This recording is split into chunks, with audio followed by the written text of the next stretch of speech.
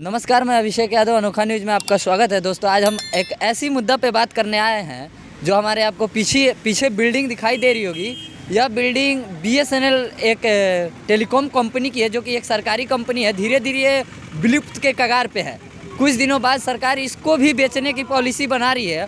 और बेचने के पॉलिसी यानी निजीकरण से हमें एक बात याद आया कि अगर हमारा कोई भी चीज़ निजीकरण में चला जाता है तो उसका परिणाम हमें क्या भुगतना पड़ता है वो सामने है। जैसे कि हमें शुरू में जियो के कंपनी ने मुफ्त में रिचार्ज मुफ्त का आदत लगाया। आज वही कंपनी एक महीने के कॉलिंग का हमसे 300 रुपया वसूलती है और हमें देना पड़ता है। और हम इस चीज़ को देख सकते हैं, जान सकते हैं कि कैसे हमारी सरकारी कंपनियां या सरकारी संस्थाएं विलुप्त होते जा रहे हैं, यानी निजीकरण होते जा रहे हैं, किसी प्राइवेट कंपनी को दिए जा रहे हैं। और प्राइवेट कंपनी वाले आने वाले डेट में हमसे किसी भी चीज़ का दुगुना पैसा वसूल सकते हैं। यानी अगर जियो की कंपनी चाहे तो एक महीने का रिचार्ज आपसे 1000 रुपया ले सकता है, एक महीने का रिचार्ज का।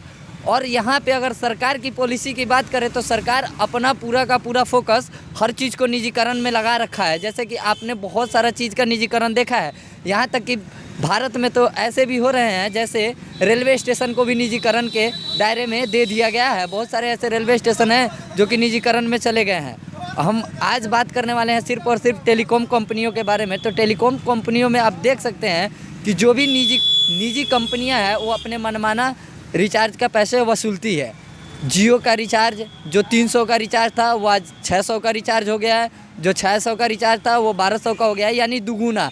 अगर हम एक महीने का रिचार्ज अगर कराते हैं तो अब हमें जो पहले 300 का कराना होता था वो अब हम 600 का कराते हैं।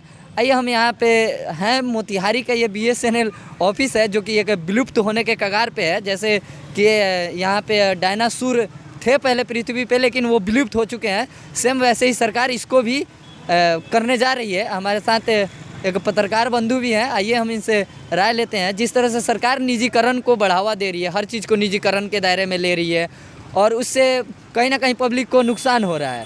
और बहुत कुछ जब कंपनी निजीकरण में चली जाती है तो एक निजी मालिक होता है, वो अपने मनमाना उसका पैसा वसूल सकता है। और टेलीकॉम कंपनी वाले जो रिचार्ज का पैसा सीधे दुगुना बढ़ कर दे रहे हैं, उस पर आपका क्या विचार है, क्या कहना चाहते हैं? इन पे फोकस कर दीजिए।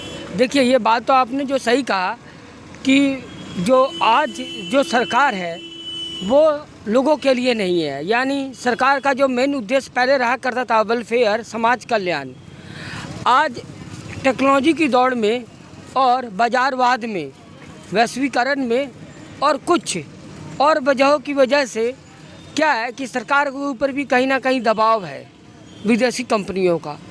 पर रही बात जो है, जैसे वोडाफोन और आइडिया और दूसरा जियो और बीएसएनएल, तो सरकार की निजीकरण के चलते गरीबों को नुकसान तो हुआ ही है, साथ में बेरोजगारी वगैरह चीज़ें बढ़ती जा रही है। क्योंकि इनका मेन उद्देश्य होता है लाभ कमाना, और लाभ कमाने के उद्देश्य से ये लोग क्या करते हैं, जो एम्प्लॉयज़ हैं उनको हटाते हैं, जिसकी वजह से बेरोजगारी बढ़ती है और देश में जो संसाधन है उनका बुरी तरह से दोहन होता है।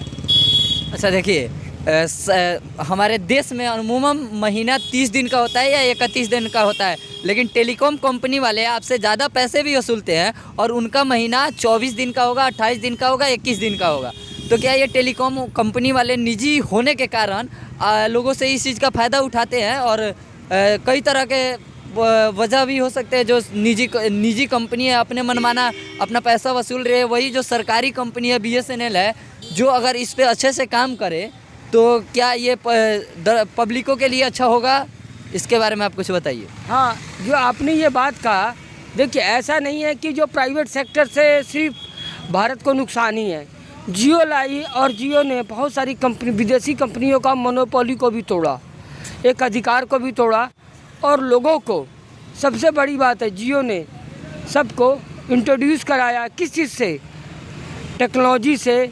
आज हर आदमी के हाथ में अगर इंटरनेट है तो जियो का प्राइवेटाइजेशन होने की वजह से ही है। सारी कंपनी है का 4G नेटवर्क होने के वजह भी लोगों के फ़ोन में 4G नेटवर्क नहीं आ पाते। इसकी सरकार इस चीज़ की व्यवस्था नहीं कर रही है। सरकार का ध्यान कहीं और है, वो किसी भी चीज़ को निजीकरण एक प्राइवेट सेक्टर के हाथ में दे करके, कंपनियों के हाथ में दे करके, और वो प्राइवेट से अपना पैसा लेती है, भले पब्लिक उसका सुविधा ले पा रहे हो या ना ले पा रहे हो, इस पर सरकार उतना ध्यान नहीं देती है। इसके बारे में आप क्या कहना चाहते हैं? हाँ, ये बात आपका सही है। ये तो कहीं ना कहीं गवर्नमेंट की इसमें BSNL का कहीं कोई हाथ नहीं है, क्योंकि टेलीकम्युनिकेशन BSNL का हाथ ही नहीं हो सकता ना। BSNL तो सरकार के द्वारा मॉनिटर हाँ, किया जाता है, मॉनिटर- तो इसमें पर- सरकार का हाथ होगा ना। पर क्या है कि टेलीकम्युनिकेशन में चूँकि 100% इन्वेस्टमेंट फॉरेन कंपनीज का आ गई है, इसकी वजह से सरकार भी उसमें निर्णय नहीं ले सकती है टेलीकम्युनिकेशन में। कहीं ना कहीं हमें इस चीज़ को मानना पड़ेगा कि अगर हमारा जो चीज़ निजीकरण हो चुका है, वो अपने मनमाना पैसे वसूल सकते हैं। जो रिचार्ज पहले 300 का था,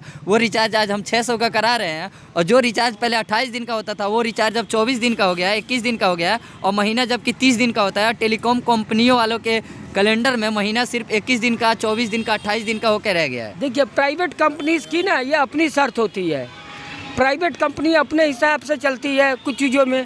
वो सर्कल रेट, अगर वो जो सर्कल रेट है, प्राइवेट कर दिया जाता है, तो यानी कहीं ना कहीं से पब्लिक का नुकसान होता है। पब्लिक के जेब से पैसे कट रहे हैं ना। अगर वो 24 दिन का है, अगर वो चीज़ 30 दिन का होता है, तो पब्लिक को इससे फ़ायदा है। यानी अगर प्राइवेट होता है तो उससे हमें नुकसान भी है ना। हाँ, वो तो नुकसान है। ये सब चीज़ देखिए, हमेशा एक ही चीज़ से दो चीज़ नहीं निकल सकते। हर चीज़ वस्तु से हमें प्रॉफिट और लॉस दोनों होता है। ऐसा नहीं है कि हमें सिर्फ प्रॉफिट ही मिले। अगर BSNL अगर प्राइवेटाइज हो जाता है तो लोगों को सुविधा भी बढ़ सकती है, पर वो उन सुविधा की कॉस्ट हमें ही चुकाना पड़ेगा। और प्राइवेटाइजेशन जो है वो प्रॉफिट मोटिव ही होता है। चलिए, बहुत बहुत धन्यवाद हमारे साथ जुड़े। हमारे चैनल पे ऐसे ही तमाम तरह के वीडियो देखने के लिए हमारे चैनल को सब्सक्राइब करें और बेल आइकन को दबाएं, ताकि नोटिफिकेशन सबसे पहले आपके पास जाए। वीडियो को लाइक, शेयर और कमेंट करें। धन्यवाद।